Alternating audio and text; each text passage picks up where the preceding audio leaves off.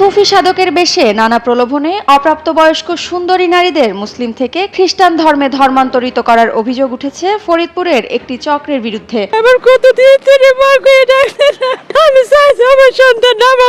পরনে সাদা কাপড়, মুখ ভর্তি দাড়ি গোঁফ, তাদের সাথে সাদা কাপড়ে দেখা যাচ্ছে নারীদেরও। কিন্তু কি তাদের উদ্দেশ্য? কেনই তাদের এমন আবির্ভাব?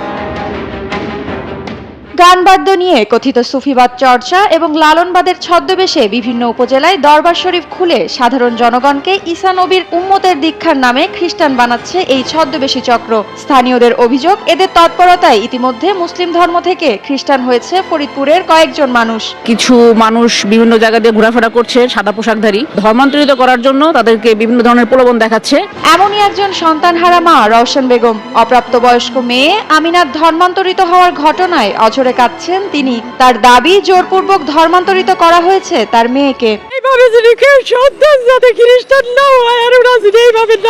আমার মেয়েটা হলো নাবালক, নাবালিকা মেয়ে। আমি মনে করেন আমার কাছে থাকতো, আমি মনে করেন পড়াশোনা করাইছি। এই মেয়েরে ওরা ভুলাই ফাঁস পরামর্শ দিয়ে লোভ লালসা দেখাইয়ে বাবু শরীফুল ইসলাম বাবু আর সিয়াম আম্বিয়া এরা ষড়যন্ত্র করে আমার সন্তানরা, আমার একটা মাত্র সন্তান, আমার একটা ছেলে একটা মেয়ে, আমার এই মেয়েটার নিয়ে গেছে। আমি 250-টিরও বেশি ডিজাইন অপশন নিয়ে ওয়ালটন স্মার্ট ফ্রিজ, বোঝে আপনার প্রয়োজন।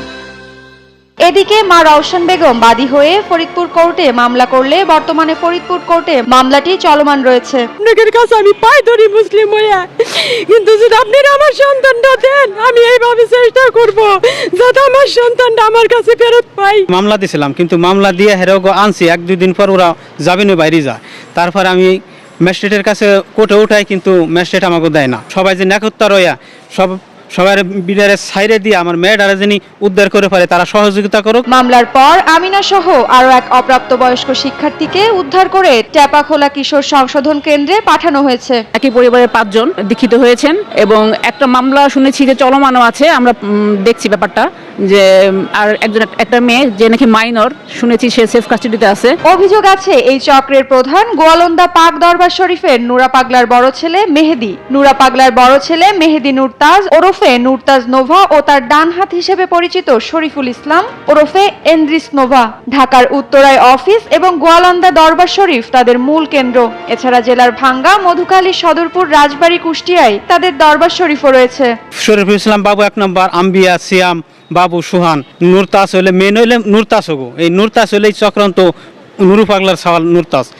আর ও দলের আরো আছে, আমি জানি জুলহাস আছে, আলম আছে, ও দলের এতে এইগুলো লোক। আর মনে করো অনেক জায়গাতে অল্প বয়সের মেয়াকে ধরে নিয়ে খ্রিস্টান চক্রান্ত করে মেয়েরাকে মাথার বেড়ে নোয়াশ করে হেলায়। এই ঘটনায় মামলার আইনজীবী বলছেন, এই চক্রটি জেলার দরিদ্র শ্রেণীর মানুষকে টার্গেট করে অর্থের লোভ দেখিয়ে তাদের ধর্মান্তরিত করছে, যা জেলায় ইতিমধ্যে তোলপাড় শুরু হয়েছে। খ্রিস্টান ধর্ম অবলম্বন করার জন্য টাকা পয়সা বা সমাজে প্রতিপত্তি হওয়ার যে প্রলোভনটা, এই প্রলোভনটা দেখায় সে খ্রিস্টান ধর্মাবলম্বী হওয়ার জন্য সে চেষ্টা করতেছে। তবে সুশীল সমাজের প্রতিনিধিরা বলছেন, অতি দ্রুত এই চক্রটিকে আইনের আওতায় এনে শাস্তি প্রদান করা হোক, যেন ভবিষ্যতে এরকম কোনো ঘটনা আর না ঘটে। সচেতন নাগরিক হিসেবে আমার অনুরোধ যে আপনারা বিষয়টা খুব গুরুত্ব সহকারে দেখবেন এবং যাতে আর এ ধরনের কোনো কিছু না ঘটে।